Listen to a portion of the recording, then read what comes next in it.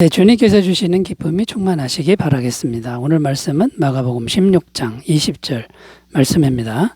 제자들이 나가 두루 전파할새 주께서 함께 역사하사 그 따르는 표적으로 말씀을 확실히 증언하시니라.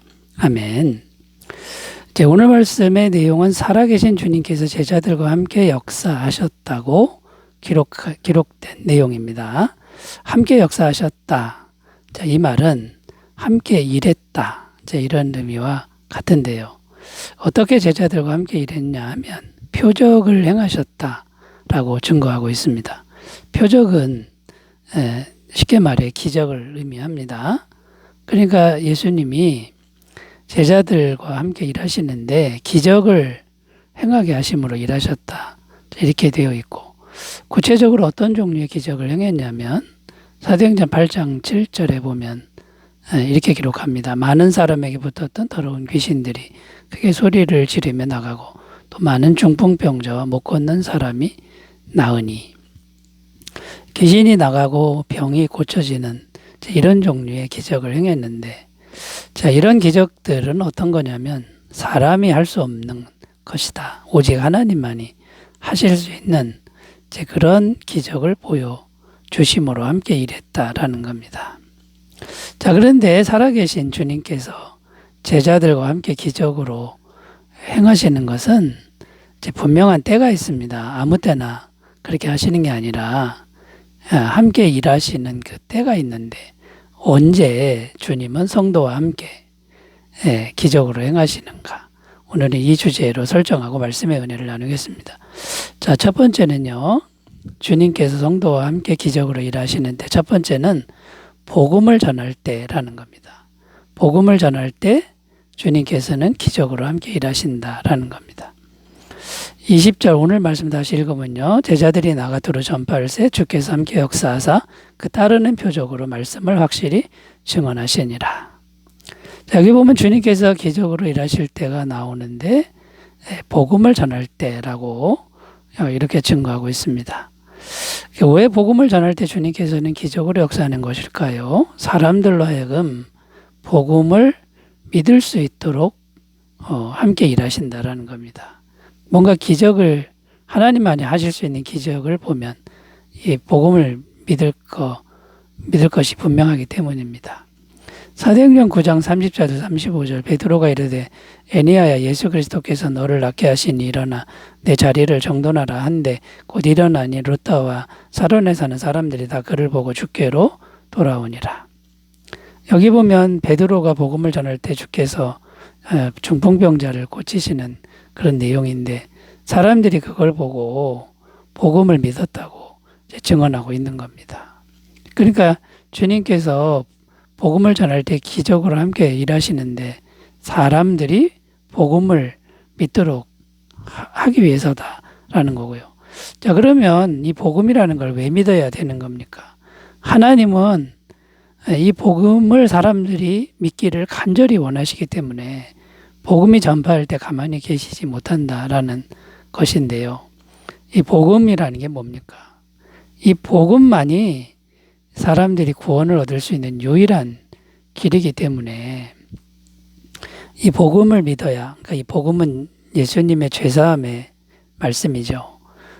십자가에서 우리 죄를 대신해서 완벽하게 죄를 해결하신 그 예수님을 믿으면 구원을 받는다라는 건데, 이 믿음 외에는 구원받을 길이 없기 때문에 복음이 전파될 때 주님은 기적으로 함께 하신다라는 겁니다.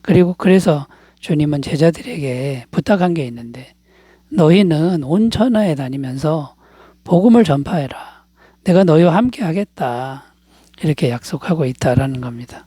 마태복음 28장 19절 20절 그러므로 너희는 가서 모든 민족을 제자로 삼아 아버지와 아들과 성령의 이름으로 세례를 베풀고 내가 너희에게 분부한 모든 것을 가르쳐 지키게 하라. 볼지어다 내가 세상 끝날까지 너희와 항상 함께 있으리라 하시니라.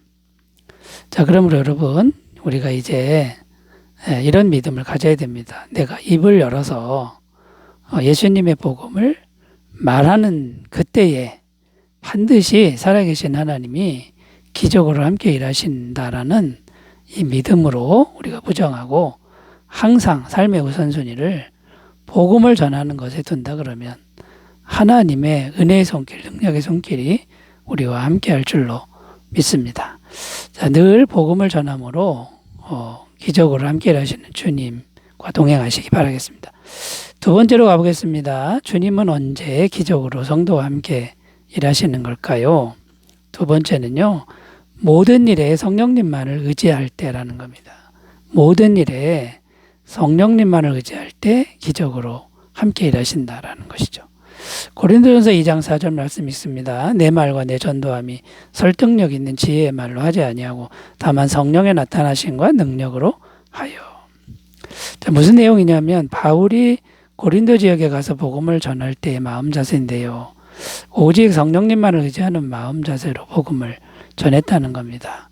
그런데 왜 이런 마음 자세로 복음을 전했느냐 하면 구원받는 믿음은 사람의 말로 되는 게 아니라 오직 성령님의 능력으로만 되기 때문에 오직 성령님만 의지하는 마음으로 복음을 전했다라는 겁니다. 고린도전서 2장 5절입니다. 너희 믿음이 사람의 지혜에 있지 아니하고 다만 하나님의 능력에 있게 하려 하였노라. 그러니까 우리가 예수를 믿어도 사람의 말을 듣고 믿는 믿음은 이건 불완전한 믿음이고요. 성령님이 거듭나게 하는 믿음은 이건 흔들림 없는 믿음이 된다라는 것이죠. 그래서 바울은 복음을 전할 때 말을 잘하려고 하지 않았다는 겁니다. 말을 그렇게 잘하려고 하지 않고 그냥 복음을 전했다 이렇게 증거하고 있습니다. 고린도전서 2장 1절 2절 형제들아 내가 너희에게 나아가 하나님의 증거를 전할 때에 말과 지혜의 아름다운 것으로 아니하였나니 내가 너희 중에서 예수 그리스도와 그가 십자가에 못 박히신 것 외에는 아무것도 알지 아니하기로 작정하였습니다. 그러니까 이제 사도 바울은 말을 유창하게 하고 지혜롭게 해야 구원을 받는다라는 생각을 내려놓고 그냥 평범하게 그냥 예수님과 십자가를 이제 전하면서 성령님의 역사야만 구원이 일어난다. 이런 믿음으로 전했다라는 것이죠. 그랬는데 어떤 일이 생겼습니까? 구원받는 사람들이 성령의 능력으로 구원받는 사람들이 생겨났다라는 것이죠. 자, 그러므로 여러분 오늘날 우리들도 복음을 전할 때가 있는데 이제 어떤 믿음의 태도가 필요하겠습니까? 너무 말을 잘하려고 하지 않아야 된다라는 겁니다. 너무 재미있게 하려고 하는 거 이런 거를 좀 내려놓고 그냥 단순하게 예수님과 십자가를 전하고 마음속으로는 성령님만 의지하는 그런 믿음으로 복음을 전한다 그러면 성령님의 능력으로 구원받는 역사가 일어난다라는 거죠. 또 말씀을 잘 보면 사도 바울은 고린도 지역에서 복음을 전할 때 상당히 몸이 아팠고 마음도 힘들었다고 증언하고 있습니다. 고린도전서 2장 3절 내가 너희 가운데 거할 때에 약하고 두려워하고 심히 떨었노라. 몸도 아팠고 마음도 심히 두려운 상태, 그런 상태에도 그냥 입을 열어서 예수님 십자가 말을 했는데 떨면서 말을 했는데 성령님의 구원의 역사가 일어났다라고 증언하고 있는 겁니다. 자, 여러분 자기 능력, 자기 지혜가 아니라 오직 성령님만 겸손하게 의지하는 믿음으로 복음을 잘 전하시길 바라겠습니다. 자, 세 번째로 가보겠습니다. 주님은 언제 성도와 함께 기적으로 일하실까요? 세 번째는 육적인 본성과의 싸울 때 내 안에 있는 육적인 본성과의 싸움을 싸우려고 할 때 주님은 기적으로 함께 일하신다라는 겁니다. 갈라디아서 5장 16절 17절 읽습니다. 내가 이르노니 너희는 성령을 따라 행하라 그리하면 육체의 욕심을 이루지 아니하리라. 육체의 소욕은 성령을 거스르고 성령은 육체를 거스르나니 이 둘이 서로 대적하므로 너희가 원하는 것을 하지 못하게 하려 함이니라. 자, 여기 잘 보면 성령님은 싸우신다 이런 말씀인데 누구와 싸우느냐? 육체의 소욕과 싸운다 이렇게 말씀하고 있습니다. 육체의 소욕은 죄로 물든 우리의 육적인 본성을 의미하는 거죠. 자, 그러니까 이제 우리가 우리 안에 있는 이 육체의 소욕과 싸우려고 결단하고 노력하면은 그럼 성령님이 가만히 계시지 않고 반드시 우리와 함께해서 싸워주신다. 자, 이런 말씀이 되는 겁니다. 자, 그런데 왜 성령님은 우리 안에 있는 육체의 소욕과 싸워야만 하시는 걸까요? 육체의 소욕은 죄의 본성이라고 말씀드렸고요. 이 죄의 본성 뒤에는 마귀의 영이 역사하기 때문이라는 거죠. 그래서 이 마귀의 영은 육체의 본성을 통해서 성령을 거스른다, 성령을 대적한다, 이렇게 말을 하고 있는 겁니다. 자, 그런데 여러분, 우리가 예수님의 피 묻은 복음을 전하는 이유가 뭡니까? 마음에 예수님을 왕으로 모시게 하는 이유가 뭡니까? 마음에 예수님이 왕이 된다라고 하는 건요, 나의 육체의 소욕, 죄로 물든 본성을 예수님께 복종시키기로 결단하는 것과 같은 말이다라는 겁니다. 마태복음 16장 24절입니다. 이에 예수께서 제자들에게 이르시되 누구든지 나를 따라오려거든 자기를 부인하고 자기 십자가를 지고 나를 따를 것이니라. 그러니까 여러분, 복음을 전하는 건 예수님을 전하는 건데 예수님이 마음의 왕이 되어서 나를 부인하고 내 육적인 본성을 부인하기로 결단하는, 복종하기로 결단하는 그런 싸움이기 때문에 이 성령님은 가만히 계실 수가 없고 엄청난 기적으로 함께 일하신다라는 겁니다. 자, 그러므로 우리가 싸워야 될 대상은 우리 속에서 끊임없이 올라오는 이 육체의 소욕과 싸워야 되는데, 이제 어떻게 구체적으로 싸워야 됩니까?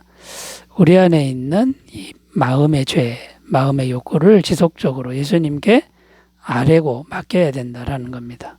요한일서 1장 9절, 만일 우리가 우리 죄를 자백하면 그는 미쁘시고 의로우사 우리 죄를 사하시며 우리를 모든 불의에서 깨끗하게 하실 것이요. 우리 스스로는 이 죄의 세력을 이길 수 없습니다. 예수님께 고백하고 자꾸만 맡기면 예수님이 해결해 주신다라는 거고요. 평상시에 항상 성령 충만하도록 자기 자신을 가꿔야 되는데, 성령 충만은 지속적으로 기도해야 됩니다. 지속적으로 평상시에 기도하고 있으면 성령님이 늘 임하셔서 육체의 본성을 잘 다스려 줄 줄로 믿습니다. 날마다 주님과 동행하시기 바라겠습니다. 기도합니다. 하나님 아버지, 우리가 예수님의 복음을 전하고 예수님의 복음으로 내 마음과 싸우려고 할 때 기적으로 행하시는 주님을 경험하게 도와주옵소서. 예수님의 이름으로 기도드립니다. 아멘.